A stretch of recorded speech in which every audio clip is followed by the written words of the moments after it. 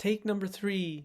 This is the third time this morning that I've tried to record a little testimonial video. First my action camera malfunctioned, and now my computer malfunctioned, and now we are 32 seconds in, and let's see if it turns out. I want to share a little bit about myself and where I'm coming from. But before I get into that, I want to do a little promotion, because this past weekend I was at a workshop where we were learning something called a recode, which is to diminish or melt away any resistance between point A and point B, between where we are right now and where we want to be, so that we can easily move forward without resistance, without forcing ourselves, and without self-sabotaging. And right now, I want people to practice with, so that I can really integrate this technique so that I'll remember it forever. So if you want to be a part of that, there's no charge for you. All that it's required of you is your full attention and a willingness to go into areas that maybe you haven't gone before, and a willingness to be honest with yourself, not only about where you are right now, but also where you want to be. Because when we're honest with ourselves about where we want to be, and have around that our identity, that's who we really are, that's when we can begin to move in that direction. When we know that this is what you see of me right now, but this is not all that I am. I know that I am in that future, in that dream reality. This tool is so transformative for me and for many other people who have experienced it. I believe it'll really make a difference for you. Anyway, back to myself. So I've had a lot of self-sabotaging patterns in my life, trying to fill a void with food, and then of course having shame around food, because I had a belief that it's shameful to be fat, and of course also that it's wrong to be overeating. So shame and guilt. But I believe there's always a deeper layer. I mean, I shouldn't say always, because finally we get to the root. When we find the original event. Anyway, what were my original events? Maybe it doesn't matter so much exactly what they were, or that I remember the original events.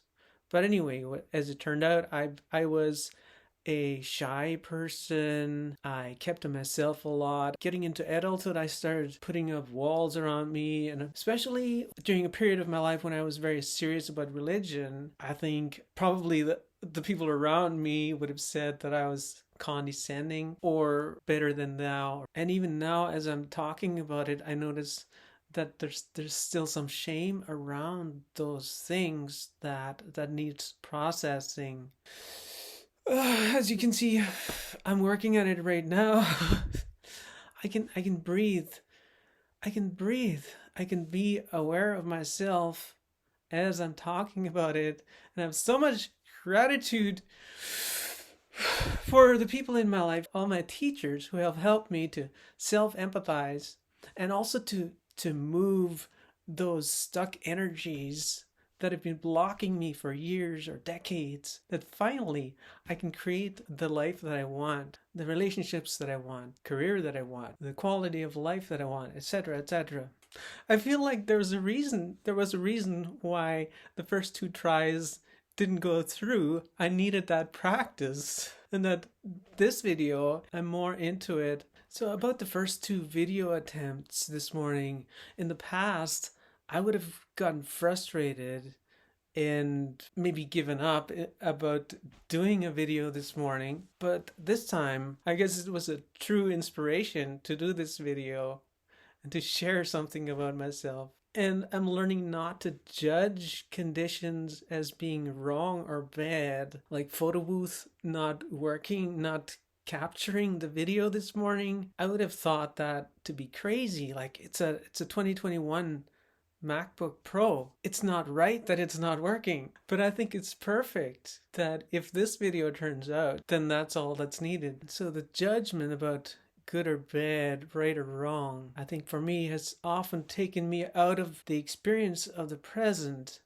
Because if I think that the present is not right, present is not good, then I would try to escape it or try to fix it or try to get into a future that is good, that is right. And so missing the magic and the beauty of the present moment. I can say that a lot of my life was spent that way, trying to improve, trying to fix, trying to escape, or trying to get somewhere else because this is not where I want to be.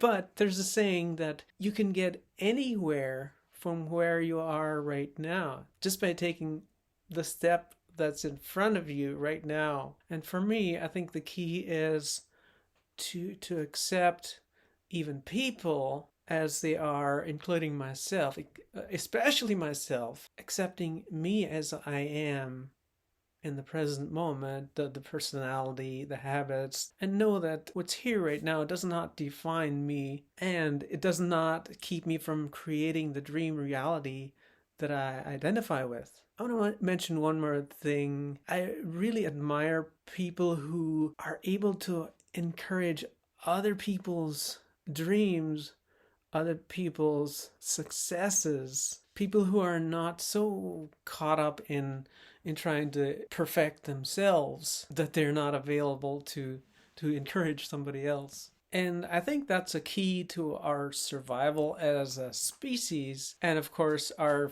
ultimate fulfillment, because when we learn to complete each other and to draw out the greatest qualities in each other, to see the best in each other, and to see the other as already perfect, already complete, or already accomplished, that's when I think it's that belief in each other that inspires, that adds to our individual inspiration. That's that supportive thing that we can lean on whenever we're weak. Because as many of us probably have noticed, especially a few years ago in 2020, when we're alone, then we're more unstable. When we're in a group, reality is just so much different. So that wasn't a complete history about myself, but I touched on a few elements and about some meaningful things around it. And if you'd like to hear more, please let me know what specifically you're interested in. Meanwhile, I wish you a day of fulfillment and satisfaction and love. And I will catch you next time. Ciao.